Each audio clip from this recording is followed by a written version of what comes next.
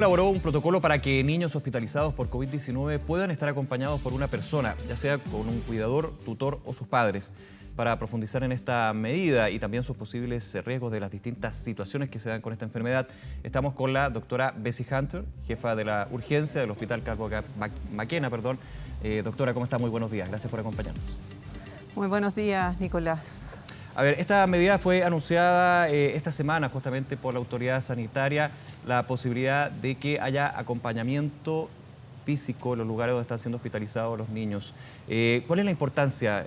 Tenemos claro que es súper importante, pero me gustaría saber su experiencia también en el Calvo Maquena y lo que es lo relevante de tener a un tutor, un cuidador, un padre, una madre al lado de estos niños que lo están pasando tan mal.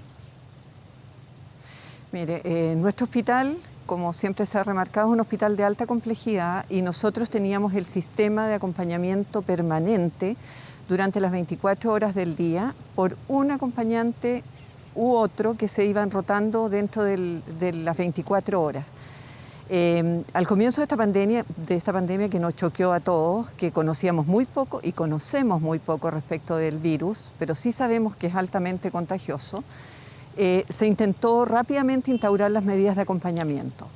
Dimos prioridad a los pacientes que están hospitalizados durante mucho tiempo y con patologías muy complejas, como trasplantados de médula ósea, pacientes oncológicos, pacientes con otro tipo de trasplantes, pacientes con enfermedades crónicas que llevan mucho tiempo hospitalizados, haciendo testeos en los padres con RPC para coronavirus, y viendo que estas fueran negativas, pero nosotros sabemos que siempre hay una cierta latencia en el resultado de este examen, aún teniendo el virus.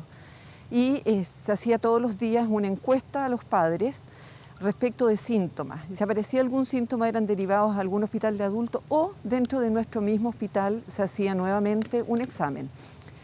Los pacientes que venían en forma aguda era más difícil testearlos y testear a los padres y ver la forma de que se pudieran quedar, porque nuestro hospital es un hospital antiguo. Nosotros no disponemos de baños como son los hospitales nuevos para los padres en forma holgada. A nosotros nuestra infraestructura la hemos ido acomodando, e incluso en este periodo de tiempo se hizo boxes de aislamiento pensando en la pandemia, pero no pudimos aumentar la cantidad de baños, que es un problema para el uso de los padres.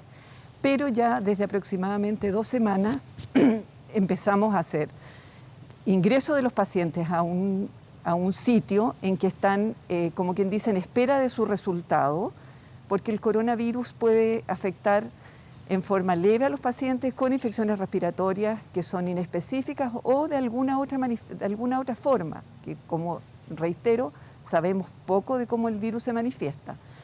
Y esperábamos el resultado. Muchas veces los pacientes dentro de las 12 o 18 horas siguientes tenían el resultado y los padres también. Hubo un momento en que no pudimos dejar ingresar a los padres porque estuvimos como demasiado cargados, que fue el periodo de las 2 primeras semanas de junio, en que tuvimos realmente problemas para poder ingresar a los padres, pero eso ya se solucionó porque hemos visto menos afluencia de pacientes con cuadros que hagan sospechar coronavirus. Y en este momento estamos en condiciones de permitir la entrada de un padre que no puede rotarse y que debe observar y cumplir las medidas como los dice el protocolo del ministerio, que es prácticamente igual al nuestro. Eso, doctora, y quería ir un poquito al detalle para quienes nos están viendo hasta ahora. ¿Cuáles son esos protocolos? ¿Cuáles también, me imagino que hay un tema de distancia? ¿En dónde pueden estar los padres? ¿Cuánto pueden estar de cerca con los niños? Porque evidentemente los niños los quieren muy cerca, pero en estos días es súper complicado y especialmente en la situación que están. Bueno, como le comenté, nosotros hicimos aumento de los boxes de aislamiento, ocupamos un sector que es de piezas individuales, que son aproximadamente, más o menos, en cupos son alrededor de 20 cupos, que no nos hemos visto sobrepasados hasta el momento, y en esos cupos ingresa el paciente con su acompañante. A los padres se le hace se le aplica una encuesta o una anamnesis respecto de si hay algún síntoma respiratorio o que haga sospechar coronavirus. Se pregunta por los contactos en domicilio y al paciente se le toma una RPC para SARS-CoV-2. Y al padre, si hay alguna duda, también se les toma. Nosotros contamos con la técnica en nuestro hospital, por lo tanto para nosotros no crea ninguna dificultad, solamente esperar las horas del resultado. Y el paciente ingresa con su acompañante a uno de estos boxes de aislamiento. No ingresan a salas comunes, que es lo que uno veía en los hospitales antiguos, también como el nuestro. Tenemos salas comunes con más pacientes, pero los dejamos para uso con otras patologías. Pueden usar un baño los padres, que no es un baño que está directamente dentro del hospital, sino que fuera. Deben usar elementos de protección personal, como mascarilla, como una bata desechable plástica, y guantes en algunas ocasiones, pero honradamente nosotros preferimos que sea lavado de mano permanente. Es imposible hacer distancia social con un niño lactante mayor o preescolar que quiere estar en brazos de su madre y que está enfermo. Por lo tanto, eso se respeta. Y tendremos que aplicar las medidas necesarias en ese minuto si es que el contacto es muy estrecho. En general, puedo decir que los cuadros pediátricos han sido leves. Hemos tenido algunos casos graves, como lo que se está describiendo ahora, que ocurre pasado en la infección aguda, pero afortunadamente la gran mayoría son cuadros leves que han requerido oxígeno 2 o 3 días. Sí, un positivo punto el que usted señala, doctora. Han tenido pocos casos graves, pero que de alguna manera es la preocupación actual, lo que puede generarse justamente por este virus, por esta cepa del coronavirus. Aquí en Canal 24 Horas, también en TVN, hemos tenido varias notas al respecto de la preocupación que se tiene, y por eso también desde el acompañamiento, que es fundamental. Esto, lo que usted me señalaba, que es el protocolo, el proceso que se da justamente con los acompañantes. Cuando un niño llega a ser hospitalizado, ¿cambian esos protocolos? ¿Se intensifican? Me imagino que también ahí hay una diferencia con respecto a alguien que puede estar en un box.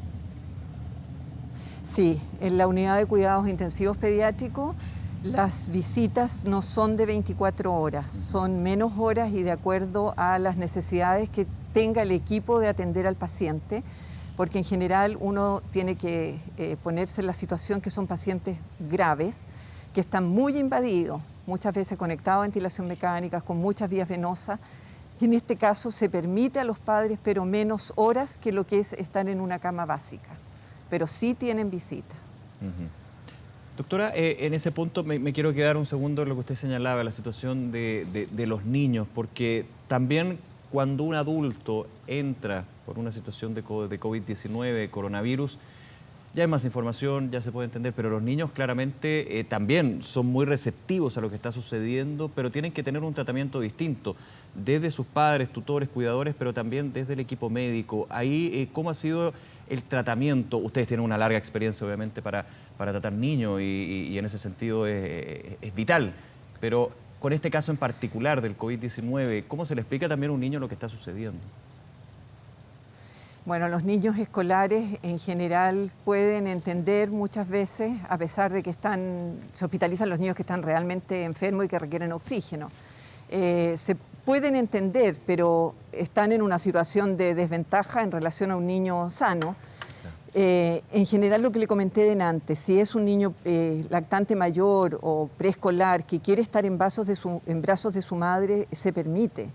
No es una obligación de que tenga que estar en la cuna y aislado. O sea, para eso usamos los elementos de protección personal, para permitir este contacto.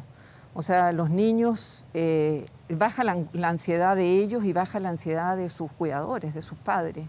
Es algo muy importante. O sea, está visto que es necesario la presencia de un adulto y un adulto que acoja a un niño enfermo para poder lograr una recuperación mucho más rápido. Ese factor influye mucho en la recuperación. Y el personal de finalmente. salud, sí, y el personal de salud de este hospital que está entrenado en manejo de pacientes pediátricos, yo creo que mantiene las mismas medidas y usando sus EPP. Yo diría que el personal ha logrado entender, después de algunas situaciones que tuvimos al comienzo de la pandemia, que nadie dimensionaba cómo iba a ser esto, que usando los elementos de protección personal están protegidos. Eso es verdad. O sea, si uno se salta lo que dicen los protocolos de la OMS, del MinSal, uno se expone. Claro. Pero si se usan los elementos de protección personal, yo diría que hay una seguridad cercana al 90% de no contraer el virus. También es súper importante eso, doctora, lo que nos comenta, y estoy totalmente de acuerdo con usted. Nadie mencionaba esto, y las primeras semanas, el primer mes, lo que siguió después con esta crisis sanitaria, con esta pandemia en Chile, en todos los sectores, especialmente en los centros asistenciales, en la red asistencial. Le hago la pregunta, ¿ha habido un aprendizaje, ha habido un afinamiento también de protocolos, de procedimientos que se han afinado durante muchísimos tiempos, pero aquí se nos presentó una cosa totalmente extraordinaria y bastante fuerte? ¿Cómo ha sido ese proceso también desde el aprendizaje, desde el ir actualizando, redefiniendo protocolos y también tomando el aprendizaje de tantos años de labor en la salud? Bueno, al comienzo fue difícil, pero yo creo que la Organización Mundial de la Salud creó protocolos y rápidamente iba actualizando todas las situaciones que iban pasando.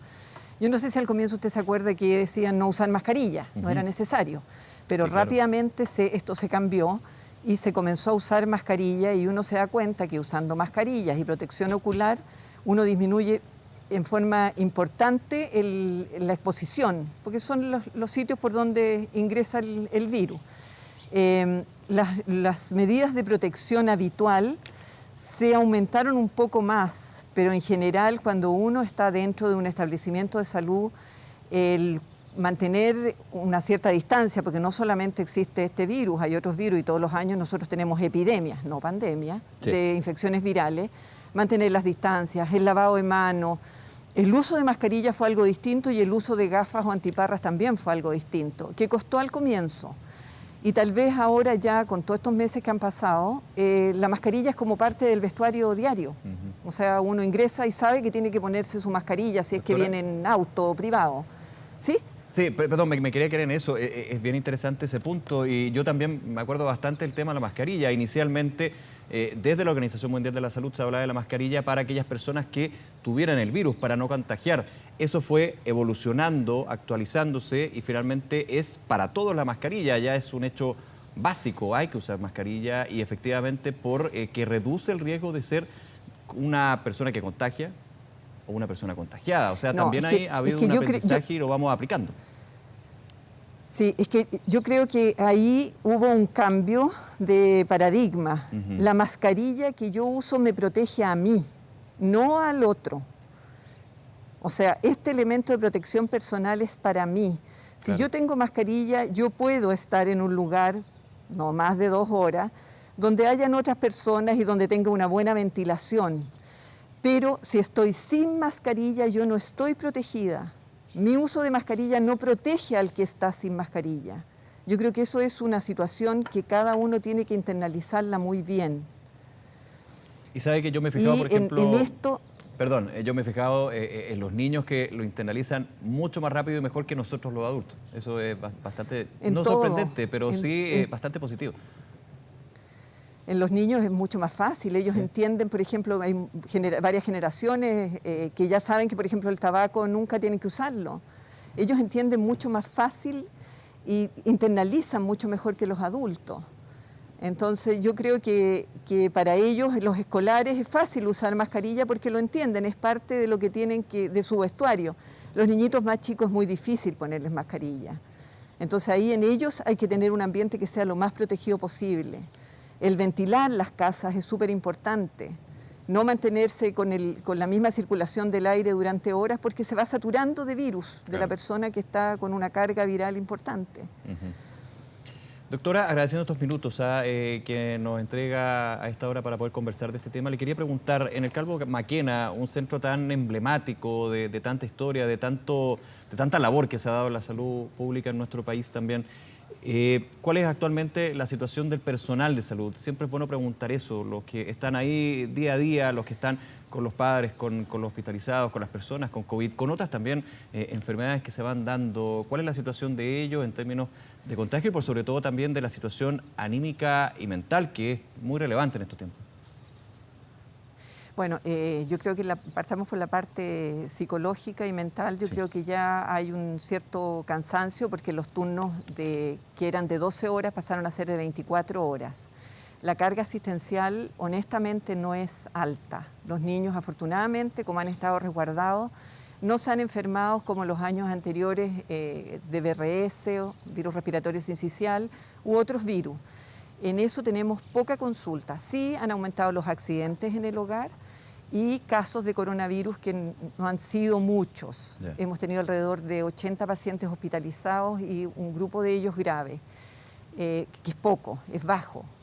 Y en la parte, en la angustia del personal, yo creo que ha ido aumentando. Yo creo que como la población general, esto de mantener cuarentena, aunque ellos miran positivamente el poder salir de sus casas a trabajar, eso ya los hace cambiar de ambiente, a diferencia de otras personas que no pueden salir. En cuanto a casos de coronavirus, en el personal tenemos alrededor de 142 funcionarios que han enfermado. La gran mayoría está recuperada. Hemos tenido contagios con pacientes dentro del hospital, alrededor no más allá de 5. En este momento no tengo claro la cifra porque yo veo esos funcionarios, pero y graves han estado aproximadamente 3 o 4 de los funcionarios. No tenemos ningún funcionario fallecido, afortunadamente. Y yo diría que la gran mayoría de los contagios de los funcionarios son como la población general, en sus casas o en el trayecto de la locomoción colectiva, que a veces es muy difícil hacer la trazabilidad. Sí, claro. Pero yo diría que la parte psicológica ya se está notando. Sí. El personal está un poco cansado. Pero yo hago notar, sí, que es absolutamente diferente nuestra carga de trabajo, excepto en las unidades críticas, en relación a los hospitales de adultos. Los hospitales de adultos sí que están sobrecargados y el personal hay que hacerles un homenaje cuando esto termine. Claro, y lo hemos conversado durante ya varios meses con personas, con encargados de los centros asistenciales, y por eso también le hacía la pregunta y de alguna manera también entregar todo el ánimo, el apoyo y agradecer el trabajo que se está realizando. Doctora Hunter, nuevamente muchísimas gracias por esta conversación y que tenga un buen día. Muchas gracias a usted. Hasta luego, gracias.